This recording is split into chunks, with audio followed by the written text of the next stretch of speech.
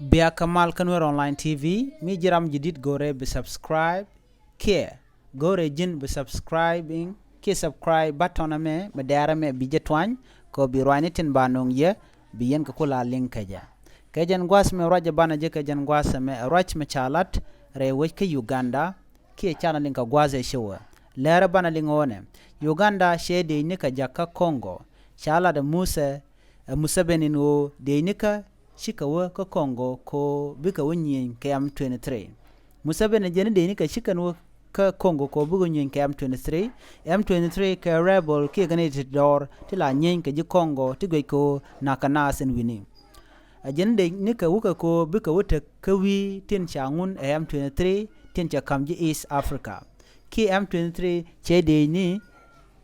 ka gwaze da ne shekorje tin te ka widi shangun kan wita to kan wi content ku ne to ku ko lotin men kwalalat Uganda president ke kwer Uganda men te wi kwam ka Uganda en Museveni chelar ne shade ni ti shop ke kis jak ka Kɔŋgö agan ka Museveni chenyo ko larne ba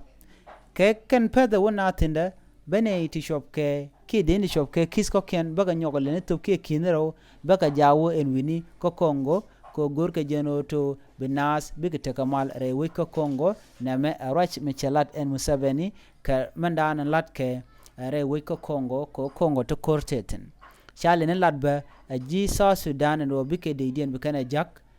kel ke Uganda du non tama ci Uganda ci bus ci de ci jaga jawo dech michalado dej mikis ka jeno chicken bu nyin KM23 ke rabble gorkano buka wo gang na ki buka to woje dana chalat ken panken ken ji M23 me chicken kam ji South Africa ne kamal edan etna tin kejem M23 ke rebel mit dor ka Kɔŋgö ajen andanen kwa na kwala jagaje ka gwase chuba ka kan konintiti ji Kenya ba shike de ni ken chicken ka jagba rewi ka Kɔŋgö gwejo nemi talamal meten ajen kwala goro to banas bakagang ko ci korche bu waka mu wen nyam ke china chicken bu waka miliukan mi jiram kel mi jidit ke jen channel me bi shu goro jin bi subscribe ko bi roindi alan kono ba non katin bi ka chwalengi kamal bi ataka mal bye bye.